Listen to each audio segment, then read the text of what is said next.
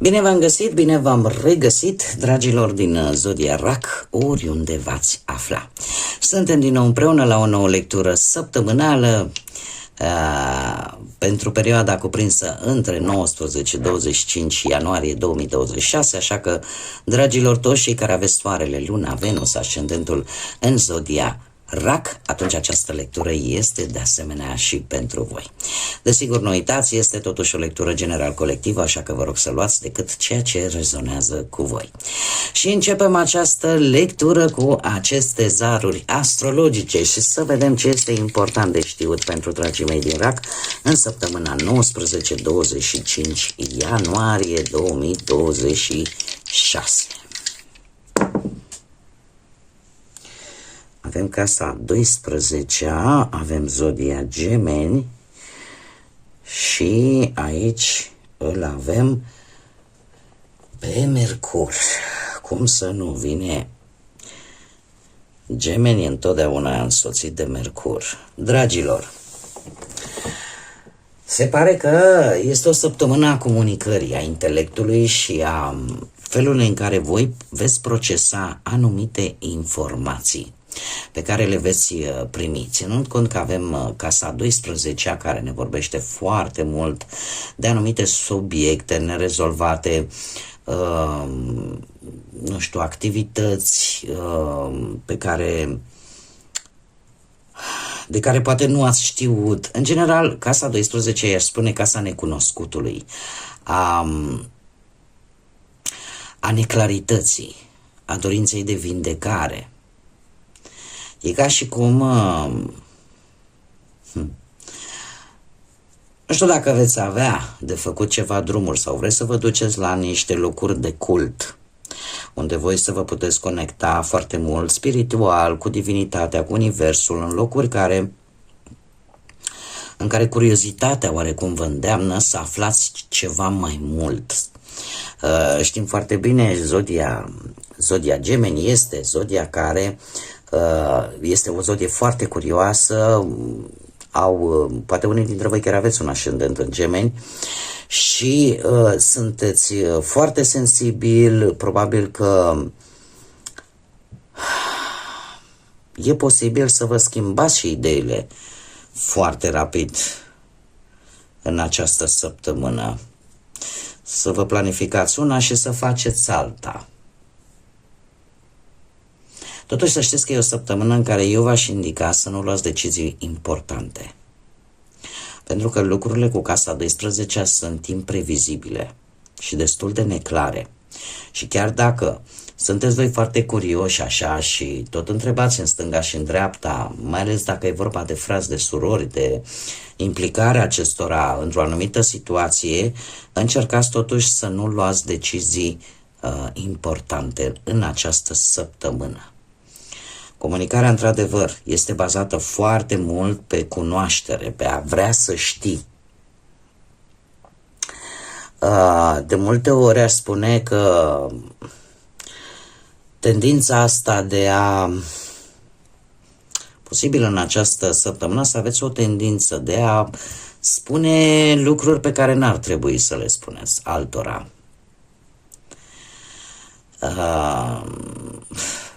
Haideți ca să vă zic pe românește, tendința de a bârfi un pic mai mult. Acum, tendința de a bârfi o avem cu toții. Doar că în această săptămână nu este tocmai indicată. Încercați să țineți anumite informații pentru voi. Pentru voi.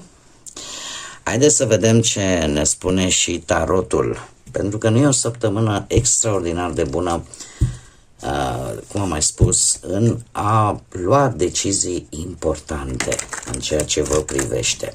Haideți să vedem ce vine pentru dragii mei din Rac în săptămâna 19-25 ianuarie 2026.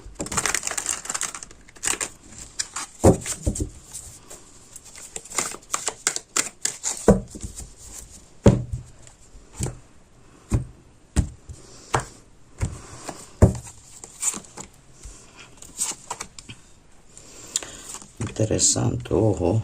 Dragilor, să știți că într-adevăr voi sunteți hotărâți în această săptămână, sau cel puțin cei care rezonați cu această informație, să ajungeți la un loc de cult sau să luați legătura cu o persoană spirituală, o persoană care să oarecum să vă dea niște sfaturi bune, să vă ajute cu ceva. Nu știu dacă zodia Taur vă spune ceva, zodiile de aer, Gemeni, Balanță, Vărsător, poate să vă zică ceva, dar ce pot eu să vă spun, că va exista o transformare în această săptămână, ori vis-a-vis de, cum am mai spus, frați-surori, poate mai tineri decât voi, ori vis-a-vis chiar de voi, mai ales dacă aveți, așa cum bine am văzut, pentru că aici se repetă zodiile de aer, Gemeni în mod special, sau chiar Balanță sau Vărsător. De ce spun acest lucru? Pentru că este pajul de spade, de asemenea vorbește de curiozitate, vorbește de a întreba în stânga și în dreapta, a încerca să obții informații, dar să știți că aceste informații, dacă într-adevăr le obțineți, bine ar fi să le asimilați, să le țineți pentru voi, să le analizați, pentru că vă pot aduce cum să spun eu, acea claritate de care aveți nevoie, dar către sfârșitul săptămânii, da? Avem casa 12, așa cum am mai spus, încercați totuși înainte de a obține aceste, să nu luați decizii importante înainte de a obține aceste informații care pentru voi vor fi foarte, vă vor fi de folos.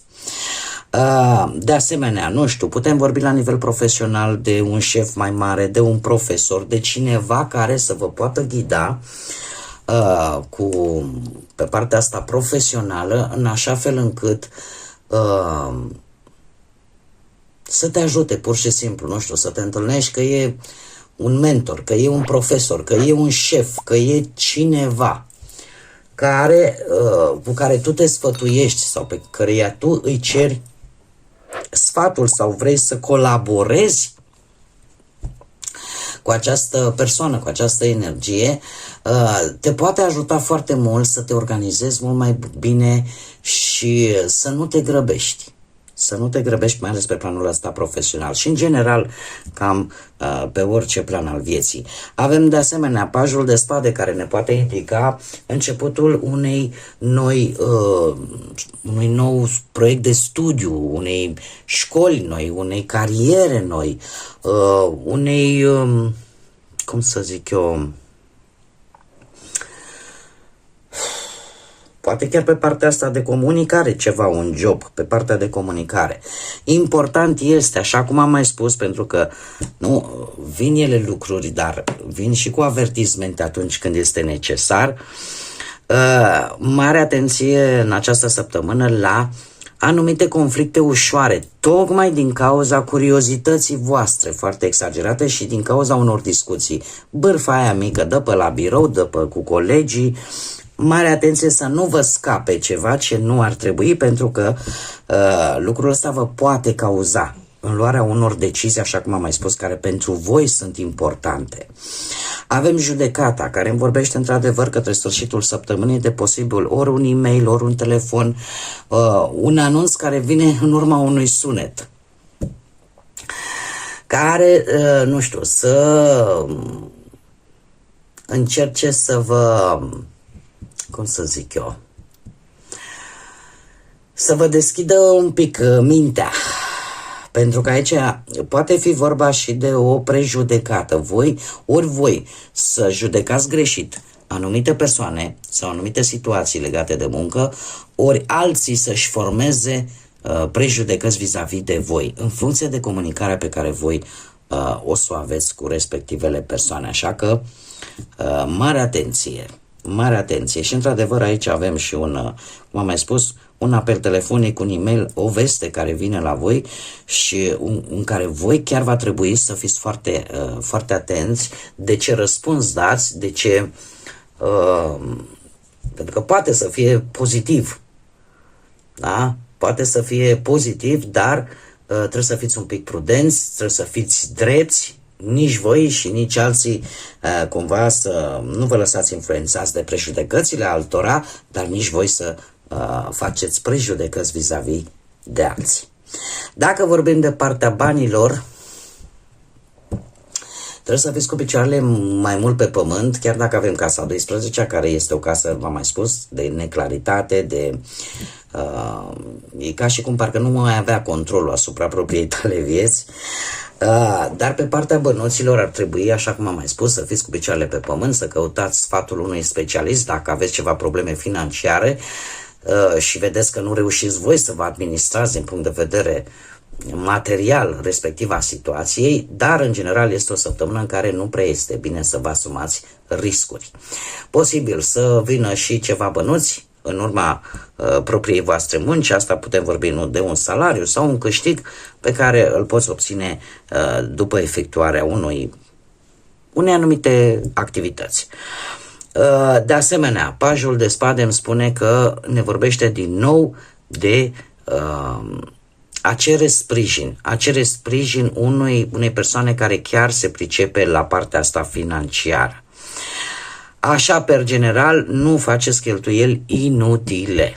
Încercați să fiți cât mai ponderați în această săptămână și pe partea asta banilor, iar judecata vine cu, cum să spun eu, posibilitatea, într-adevăr, către sfârșitul săptămânii să vă intre ceva bănuți, e adevărat, nu foarte mulți, dar sunt oarecum bineveniți, ca să zic așa.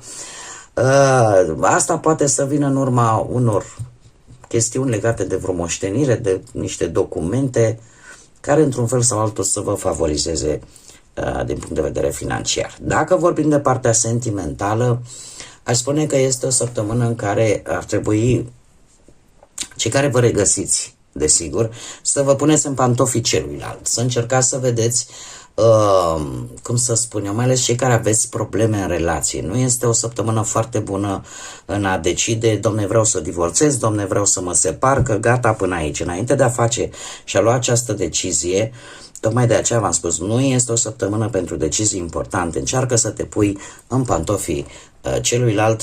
Eu chiar am urmărit de curând, fac o mică paranteză, un film cu Adam Sandler care chiar așa se și numea, să fim pantofii celuilalt. Pentru a-l înțelege mai bine și pentru a vedea cât mai profund, de fapt, cam cum stă situația în realitate.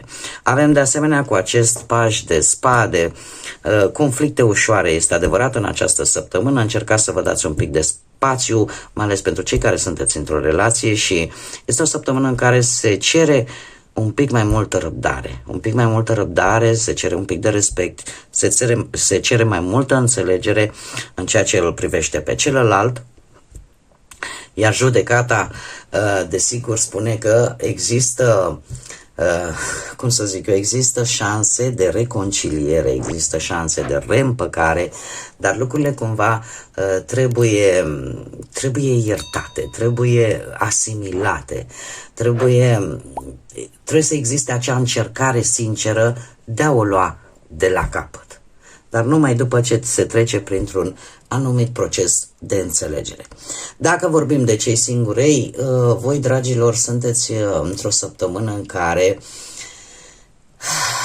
există într-adevăr posibilitatea unei relații cu o persoană mult mai în vârstă poate ca voi, sau o persoană destul de intelectuală care are un sac de experiențe în spate și care are o inclinație foarte mare către lumea asta spirituală, către lumea asta care merge pe anumite principii spirituale. Pajul de spade totul spune să nu vă grăbiți, să încercați să aveți un pic de răbdare, pentru că lucrurile se mișcă în ritmul lor divin. Există un timp anume, nu grăbiți, da? Chiar dacă a apărut această persoană. Judecata pentru cei singurei îmi spune că trebuie să, cum să spun eu, întâi de toate să aveți un pic de răbdare și să vedeți dacă într-adevăr această energie este ceea ce voi căutați. Dacă această energie este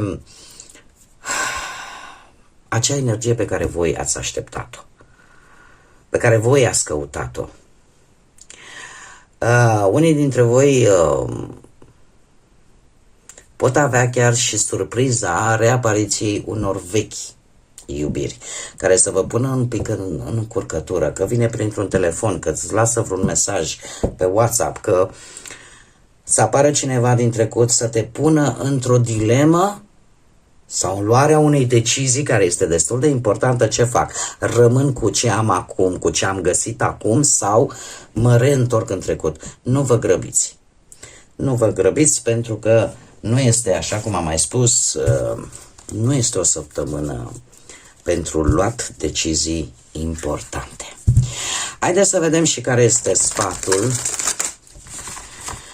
divin pentru voi, dragilor din RAC, pentru pentru această săptămână.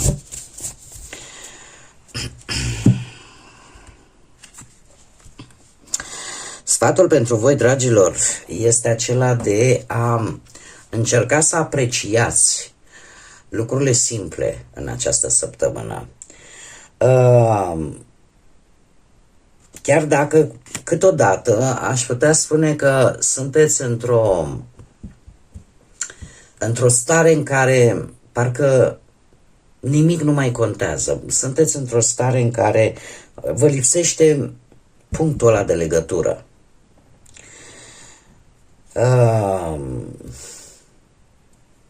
Poate unii dintre voi treceți printr-o perioadă în care vă plictisiți tare mult și nu găsiți acel sâmbure de energie care să vă scoată din această stare de rutină, de plictiseală. Trebuie să vă spun că este ce vă îndeamnă, care este îndemnul divin pentru voi în această săptămână. Treziți-vă, dragilor. Treziți-vă, pentru că de obicei, și acum am descoperit încă un lucru important vis-a-vis de zodia Gemeni, care tot apare în lectura voastră. Trebuie să vă spun că zodia Gemeni este o zodie foarte visătoare.